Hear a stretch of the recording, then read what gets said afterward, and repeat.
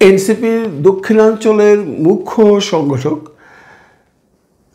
যারা হাসনাত আবদুল্লাহকে গতকাল সন্ধ্যায় গাজীপুরে দুর্বৃত্তরা আক্রমণ করেছে, তার গাড়ির গ্লাস ভেঙেছে এবং তাকে আঘাতপ্রাপ্ত করেছে। খুব একটা বেশি আঘাত যদি উনি পাননি, ওনার কনুইয়ের বেশ কিছুটা জায়গা কেটে গেছে। অতঃপর সেখান থেকে পুলিশের প্রহরায় ওনাকে ঢাকায় এনে ট্রিটমেন্ট দেওয়া হয়েছে। এই ধরনের ঘটনা এনসিপির বিরুদ্ধে এই প্রথম নয় বন্ধুরা। এর আগেও এনসিপির বিভিন্ন সমন্বয়ককে, বিভিন্ন নেতাদেরকে বিভিন্ন এলাকায়, বিভিন্ন ডিস্ট্রিক্টে, বিভিন্ন শহরে বা বিভিন্ন গ্রামাঞ্চলে অ্যাটাক করতে দেখা গেছে। এবং হান্নান মাসুদকে আমরা দেখেছি নোয়াখালীর কোনো একটা অঞ্চলে বেশ মেরে তার মাথার এই জায়গা ফাটিয়ে দিয়েছে। সাজিদ আলমকে কয়েকদিন আগে অ্যাটাক করতে চেয়েছিল, পারেনি, হট্টগোল হয়েছে। হাসনাত আবদুল্লাহ কয়েক জায়গায় আক্রান্ত হয়েছে, ঢাকা কলেজের সামনে আক্রান্ত হয়েছিল। আক্রান্ত ঠিক না, একটা বিরোধী দলের একটা স্লোগানের মধ্যে পড়েছিল। এরকম বিভিন্ন ঘটনা ঘটছে, কিন্তু গতকালকার এই ঘটনাটার মতো এমন প্রচার প্রসার কোনো ঘটনাই ঘটেনি। এই ঘটনাটা বেশি করে প্রচার হয়েছে, তার মূল কারণ হলো ঢাকার কাছে এবং গাজীপুরে। এবং গাজীপুর সম্পর্কে আপনারা সবাই জানেন, গাজীপুরে বেসিক্যালি আমরা বেশ কিছুদিন যাবৎ শুনে আসছি যে গাজীপুরের প্রাক্তন মেয়র জাহাঙ্গীর সাহেব বিভিন্ন সময় বিভিন্ন রকম বাক্য, উনি উস্কানিমূলক কথাবার্তা ফেসবুক স্ট্যাটাসে দিয়ে এসছেন। গতকালকের ঘটনাটা গাজীপুরে ঘটায় এবং গাজীপুরটি সেই আওয়ামী লীগ পরিবেষ্টিত একটি ঘাঁটি বলে পরিচিত হওয়ায় এটার আলোচনা বেশি হচ্ছে। গাজীপুরের যে সমস্ত নেতারা আছেন এনসিপির, তারা সবাই বলা বলি করছেন বা বিভিন্ন সাক্ষাৎকারে বলছেন এই ঘটনা গাজীপুরের প্রাক্তন মেয়র জাহাঙ্গীরের অনুসারীরা করেছে, যদিও আমরা কোনো প্রমাণ পাইনি এখন অবধি। এবং এরাই করেছে, গাজীপুরে আওয়ামী লীগের এরাই করেছে এবং তারা আওয়ামী লীগের নিষিদ্ধ করতে চায়। দেখুন, আওয়ামী লীগের নিষিদ্ধ করা না করার ব্যাপারটা আমাদের আলোচ্য বিষয়বস্তু এই মুহূর্তে নয়, এটা সরকারের এবং উচ্চ মহলের ব্যাপার। কিন্তু যে ঘটনাটা ঘটিয়েছে গতকালকে, এটা অত্যন্ত নিন্দনীয়, অত্যন্ত দুঃখের ঘটনা এটা। কারণ একজন মানুষ যদি কোনো রকম পার্টি করে বা পলিটিক্স করে, রাজনীতির কারণে যদি তাকে আপনারা শারীরিকভাবে আঘাত করেন, এটা কোনো ভদ্র সমাজের রাজনীতি হতে পারে না। যদিও সমস্ত সমন্বয়করা বলছেন ওই এলাকার এটা আওয়ামী লীগ করেছে, আমরা হিসাব যদি করি তাহলে হয়তো আওয়ামী লীগ করেছে, কিন্তু যেই করুক, সেটা আওয়ামী লীগ হোক আর যেই হোক, এর তীব্র নিন্দা জানাতে হবে প্রতিটি নাগরিককে। কারণ আমরা একটা সুষ্ঠু রাজনীতি চাই। এনসিপির মতো রাজনীতি করবে, অন্যান্য দল যারা আছে তাদের মতো রাজনীতি করবে। সকালবেলায় এখানকার সকালবেলায় যখন ঘটনাটা শুনেছি, তখন বিভিন্ন মহলে কেউ বলছিল, কেউ অ্যানালাইসিস করছিল যে এটা কি বিএনপি করেছে, না এটাকে আওয়ামী লীগ করেছে, না এটাকে জামাত করেছে। কিন্তু সবচেয়ে মজার ঘটনা হলো ছাত্র শিবিরের সভাপতি যখন এই স্ট্যাটাসটা দেখেছে সাজিদ আলম যে স্ট্যাটাসটা দিয়েছিল যে হাসনাত আবদুল্লাহকে অ্যাটাক করা হয়েছে, আপনারা যেভাবে পারেন ওখানটায় যান, তখন ছাত্র শিবিরের সভাপতি ওখানে প্রশ্ন করেছে এলাকার লোকেশন দিন। তার ওনারা তাকে সাহায্য করবার জন্য এগিয়ে যাচ্ছিলেন বা গেছেন। এবং জাতীয়তাবাদী ছাত্র দলের প্রেসিডেন্ট নাসিরউদ্দিন নাসির উনি একটা স্ট্যাটাস দিয়েছেন, উনি তীব্র নিন্দা জানিয়েছেন। তো বাকি হইল আওয়ামী লীগ, এবং আওয়ামী লীগ সম্পর্কেই বলছে ওই এলাকার সমস্ত সমন্বয়করা, সমস্ত প্রধান সারির নেতৃবৃন্দ বলছে এটা আওয়ামী লীগ করেছে। ওরা কারণ দেখাচ্ছে এরকম করে যে হাসনাত আবদুল্লাহ দুদিন আগেই হেফাজতের যে মিটিং হয়েছিল, ওখানে গিয়ে আওয়ামী লীগকে নিষিদ্ধ করবার ব্যাপারে বিভিন্ন রকম কথা বলেছেন। এই কারণেই আওয়ামী লীগের দোসররা উত্তেজিত হয়ে হাসনাত আবদুল্লাহকে আজকে মেরে ফেলতে চেয়েছিলেন। ঘটনা কি হয়েছে আমরা ধীরে ধীরে সব জানতে পারবো। আমরা অলরেডি খবর পেয়েছি হাসনাত আবদুল্লাহ বর্তমানে সুস্থ আছেন, তার এমন কোনো ক্ষতি হয়নি শারীরিকভাবে। কিন্তু যেটাই হয়েছে এটা কোনোভাবেই আমরা মেনে নিচ্ছি না।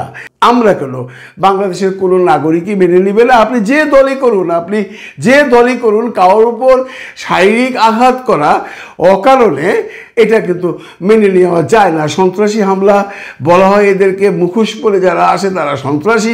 এই সন্ত্রাসীদের উৎখাত করতেই হবে, সেটা সরকারের দৃষ্টি আকর্ষণ করতে হবে, সরকারকে বলতে হবে, সরকারকে বুঝতে হবে, স্বরাষ্ট্রমন্ত্রী মহোদয়কে আরও অগ্রণী ভূমিকা পালন করতে হবে।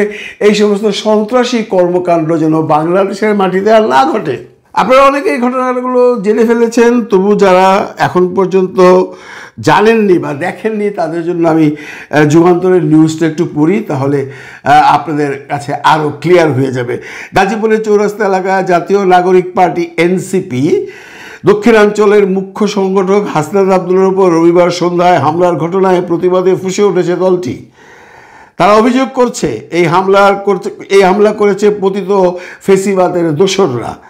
এনসিপির পক্ষ থেকে বলা হয়েছে, হামলার আগের দিন সামাজিক যোগাযোগ মাধ্যমে ছাত্রলীগের কয়েকজন নেতাকর্মী হাসনাত আবদুল্লাহকে দেখে নেওয়ার হুমকি দিয়েছিল।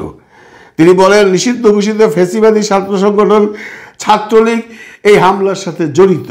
দলের দপ্তর বিভাগের যুগ্ম সদস্য সচিব সালেউদ্দিন সিফাত এক প্রেস বিজ্ঞপ্তিতে জানান, বাংলা ফ্যাক্ট নামের একটি ফ্যাক্ট চেকিং সংস্থার তথ্য অনুযায়ী গত 9 মাসে ছাত্র জনতার অভ্যুত্থানে অংশ নেওয়া ব্যক্তি ও তাদের পরিবারের উপর 36টি হামলা হয়েছে।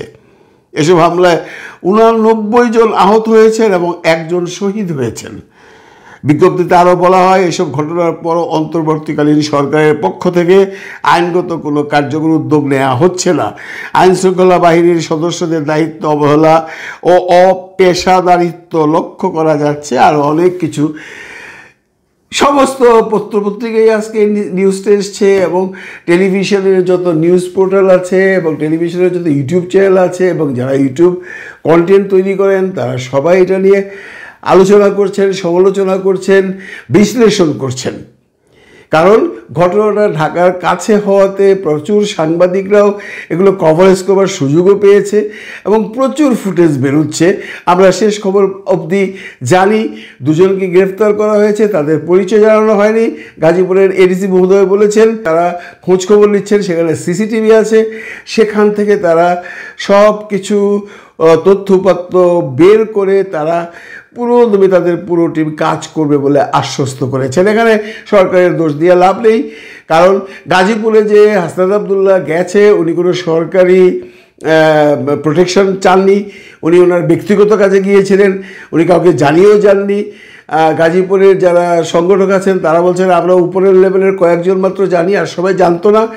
এখানে সরকারের বা পুলিশের কি ভূমিকা থাকা উচিত ছিল এটা প্রশ্নবোধক। কারণ পুলিশকে যদি আগে থেকে বলে আসা হতো যে আমার জীবনের ঝুঁকি আছে বা আমি এই ধরনের একটা থ্রেটনিং পেয়েছি, যেটা আমি একটু আগে পড়লাম, আমি একটু গাজীপুরে যাচ্ছি, আপনারা একটু খেয়াল রাখবেন, তাহলে পুলিশ হয়তো গাজীপুরে থাকতো, হয়তো বা এই হামলাটা হতো না। এখন এই ধরনের হামলা বন্ধুরা আমরা আশঙ্কা করছি প্রায়শই ঘটবে, অতীতেও ঘটেছে, সামনেও ঘটবে। যে ঘটনাটাই ঘটেছে এই ধরনের ঘটনা যেন পুনরাবৃত্তি না ঘটে, এই জন্য আমি এনসিপির আপার লেভেলের যারা আছেন, যারা উচ্চ মহলের নেতৃবৃন্দ আছেন তাদেরকে অনুরোধ করব, আপনারা যেখানে যাবেন এখন থেকে একটু প্রোটেকশন নিয়ে যাবেন। কারণ এই ধরনের চোরা হামলা বা চূড়াগুপ্তা হামলা করা বা কেউ মুখোশ পরে এসে হঠাৎ করে আপনাদের উপরে ঝাঁপিয়ে পড়া, আপনারা যদি আইন শৃঙ্খলা রক্ষাকারী বাহিনীদেরকে না জানিয়ে যান তাহলে এটা ঘটতেই পারে।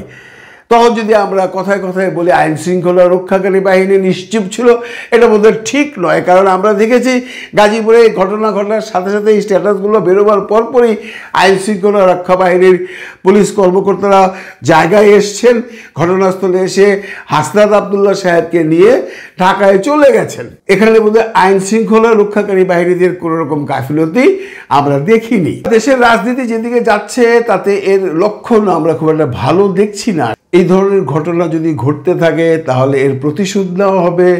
এর প্রতিশোধ দিতে গেলে এই ধরনের এগুলোর আকার আরও বড় হবে। আকার আরও বড় হলে খুন সন্ত্রাসী বেড়ে যাবে এবং খুনাখুনিও বেড়ে যাবে, আহত নিহতের সংখ্যা বেড়ে যাবে। তখন হয়তো দেশকে সরকার অন্য পথে নিয়ে যাবার চেষ্টা করবে। আমি পরিষ্কার বাংলায় বলতে চাই, যারা এনসিপি করেন উপরের লেভেলের নেতৃবৃন্দ, এখন থেকে আপনারা কোথাও হুটহাট চলে যাবেন না। কারণ এই যে হামলাটা যেটা শুরু হয়েছে, আমার মনে হয় না এটা অতি সহজে থামবে। কারণ কিছু কিছু মানুষ, কিছু কিছু সন্ত্রাসী ওত পেতে বসেই থাকে দেশকে অস্থিতিশীল করবার জন্য। সর্বশেষ আমরা যে খবর পেয়েছি, হাসনাত আবদুল্লাহ ভালো আছে এবং এই ঘটনাগুলোর উপরে গাজীপুরে মিছিল হয়েছে, বিক্ষোভ মিছিল হয়েছে, বাংলা মোটরে হয়েছে, আরও কত কিছু হবে কাল। এটা চলতেই থাকবে। এই ধরনের ঘটনা একটা ঘটলে এর রেশ ধরে আরও অনেকগুলো ঘটনা ঘটবে। আমরা চাই না এইসব নোংরা ঘটনা বাংলাদেশে আবার পুনরাবৃত্তি হোক। আমরা চাই দেশটা শান্তিমতো চলুক। ভালো থাকবেন সবাই, ভালো রাখবেন সবাইকে। খোদা হাফেজ।